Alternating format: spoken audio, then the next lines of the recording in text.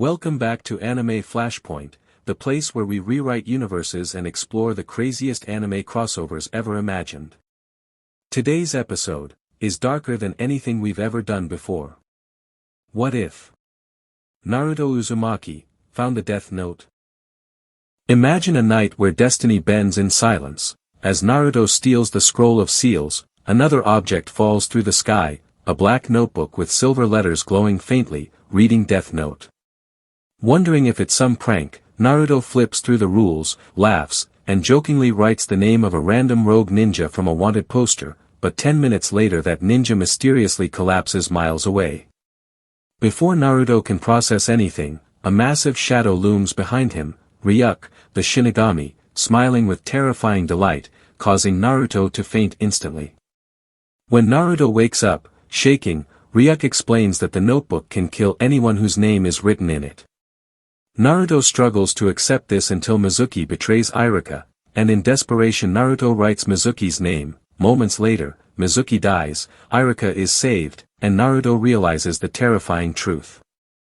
Over the next weeks Naruto uses the Death Note secretly, killing bandits attacking villages and rogue ninjas threatening innocent people. Word spreads of a shadow guardian protecting the land of fire. Ryuk watches with amusement, noting Naruto is different from Light, killing not for ego, but for peace. But Konoha's Anbu notice the strange deaths, and the third Hokage grows suspicious while Danzo becomes obsessed with hunting the mysterious killer. When Naruto joins Team 7, he hides the note and uses it carefully. During the wave mission, he kills Gado's men instantly, shocking even Kakashi, though no one knows how it happened. Haku senses darkness in Naruto and warns him that power without restraint destroys the soul. During the Chunin exams, Naruto secretly eliminates hidden assassins, sound spies, and sand traders, and Gaara senses the aura of death around him, whispering that Naruto smells like Shikaku. Sasuke eventually discovers Naruto is behind the mysterious deaths and demands the note to kill Itachi, but Naruto refuses, saying the power consumes you. Their friendship cracks deeply. As Orochimaru's invasion begins, Naruto uses the Death Note to kill dozens of enemy ninjas, turning the tide of battle and saving hundreds of lives, but Danzo finally realizes Naruto is the source and sends Root to steal the note. Naruto kills all Root members instantly, and Kakashi accidentally witnesses Naruto writing names in a black notebook, leaving him horrified. The world begins to fear Konoha as criminals and rogue shinobi across nations drop dead without explanation, and the other Kage suspect Konoha has obtained a forbidden godlike weapon. Akatsuki moves silently. Naruto tries to kill Deidara, Kakuzu, Haiden, and Sasori, all die, but Pain cannot be killed because Naruto doesn't know Nagato's true name. This frustrates Naruto deeply as Ryuk laughs at the note's limitations. When Pain attacks Konoha and destroys the village, Naruto writes every Pain body name but it changes nothing. Finally, after learning Nagato's identity from Konan, he writes Nagato's name, ending Pain instantly but also ending a dying idealist. The world watches in terror as Naruto becomes the Death Hokage, a shinobi who can kill without lifting a finger. Nations unite to take him down. Sasuke returns, not as a friend, but as part of an alliance sworn to stop Naruto. A massive war erupts. Naruto writes dozens of names and armies collapse in waves, but one Kage steals a page from the Death Note while another uses sealing jutsu to trap Naruto. In the chaos, Naruto loses the note and is finally chained in the ruins of Konoha, exhausted and broken. Sasuke confronts him, saying Naruto became the very monster he swore to destroy. Ryuk appears in the sky above the battlefield, saying that Naruto was more entertaining than any human he had met, but every Death Note owner meets the same fate. Naruto already understands and quietly accepts it, smiling sadly as Ryuk writes his name, Naruto Uzumaki, in his own Death Note. Naruto collapses peacefully, ending the age of the Death Note. The world mourns the boy who wanted peace so badly that he accepted the power of a god, and paid the price for using it.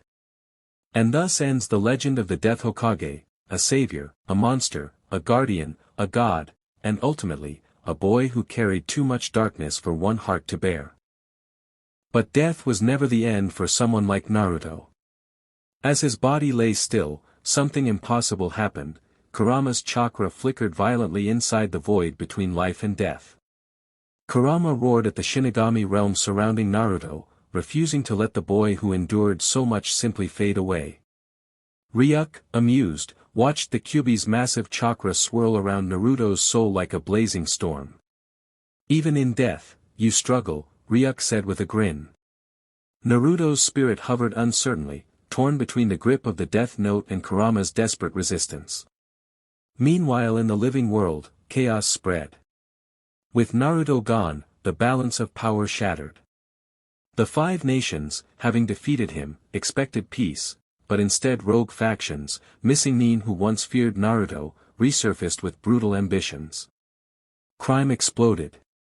Warlords rose. Civilian nations fell under tyrants.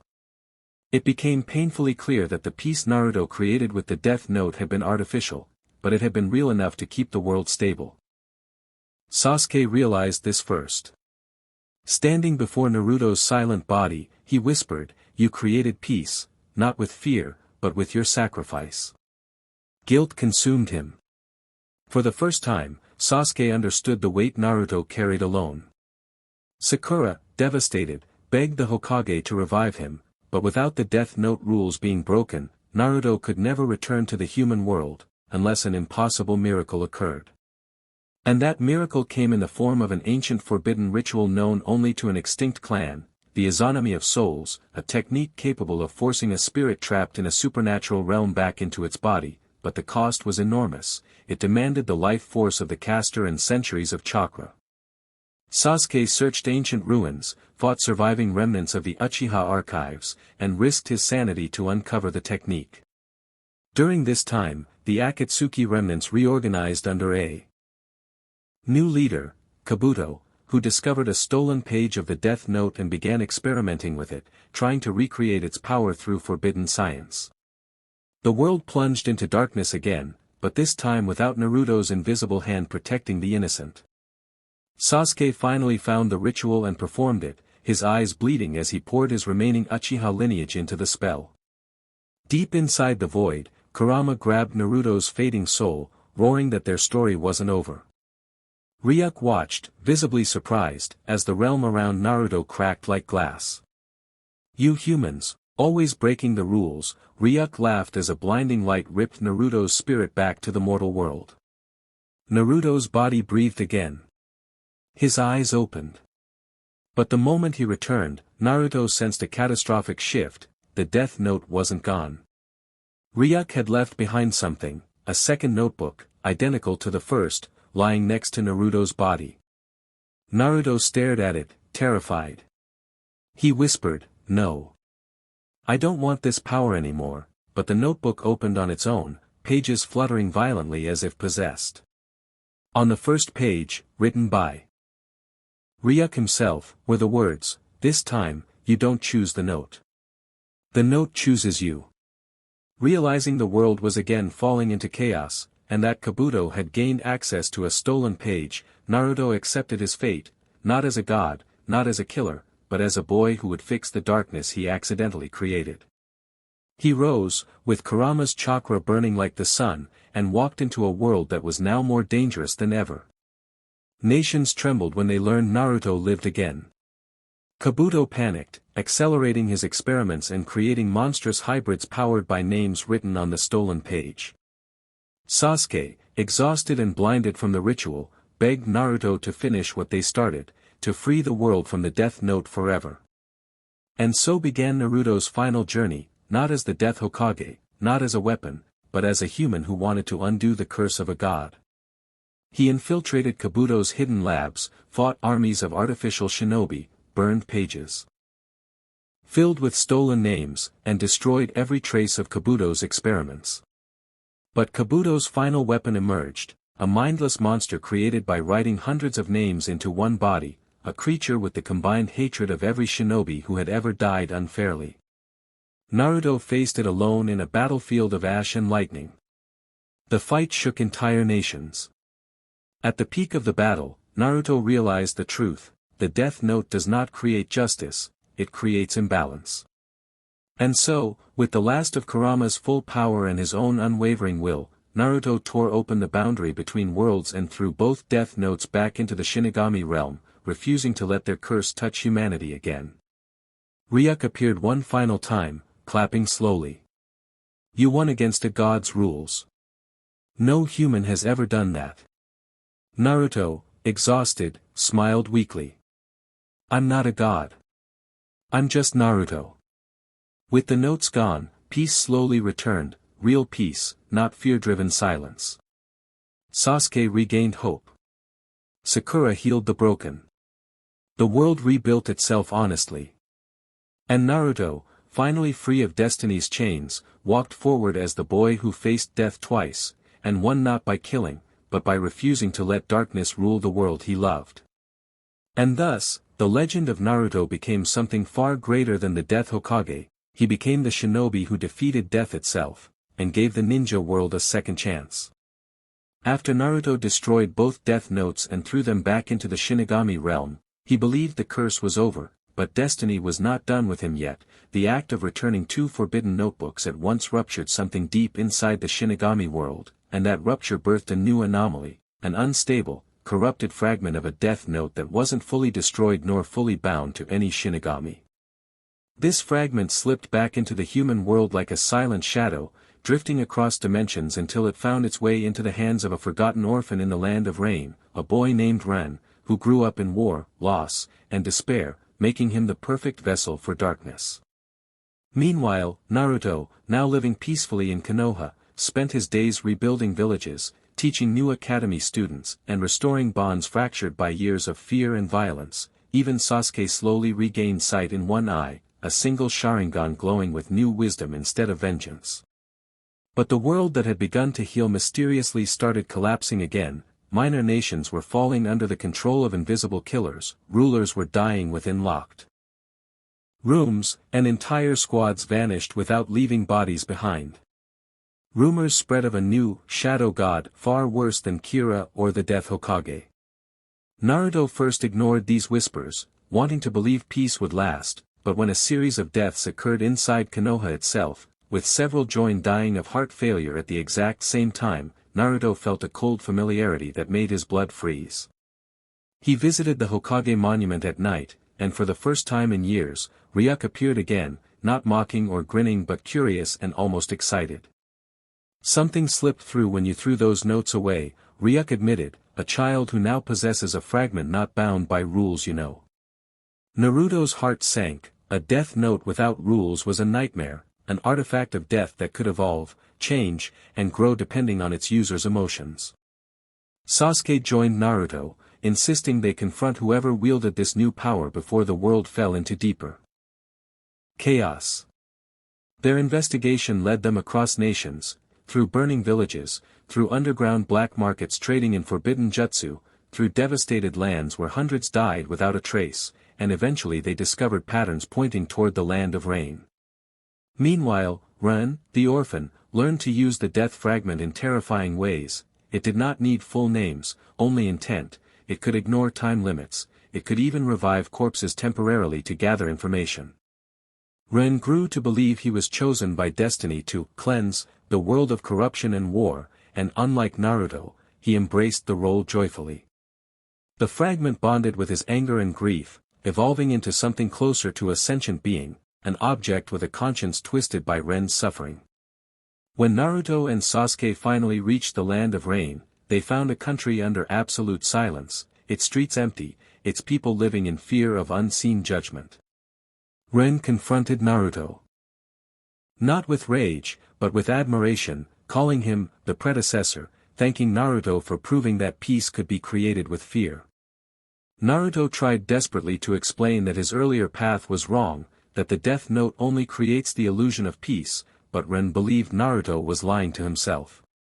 The death fragment responded to Ren's emotions and began producing massive waves of killing force, chakra-like bursts of spiritual energy that could kill thousands at once. Entire armies sent to stop Ren died with blank expressions, their hearts stopping before they reached him. Naruto realized this was no longer a notebook, it was evolving into a living curse. Ren then declared his goal, unite all nations by eliminating their leaders and installing himself as a god of absolute peace, a being beyond life and death.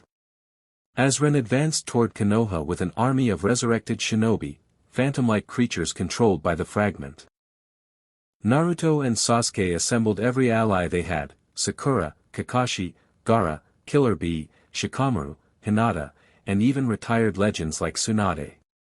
What followed was a war unlike any before, a war not against humans, but against death itself. The skies turned black, storms formed around Ren as the death fragment fed on chaos. Naruto tried speaking to Ren during battle, appealing to his pain and loneliness, but Ren's heart had rotted too deeply. He believed this was the only path to save the world from repeating its endless cycle of war. The final confrontation took place atop the ruins of the Rain Village, lightning cracking around them, Ren floating with dark aura twisting behind him like wings.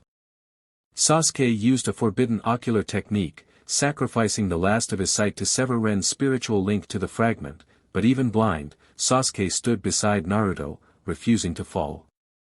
Naruto, knowing this battle was more than power, reached inside the darkness, touching the core of Ren's soul with memories of his own childhood, loneliness, hunger, bullying, the silent nights where he cried alone.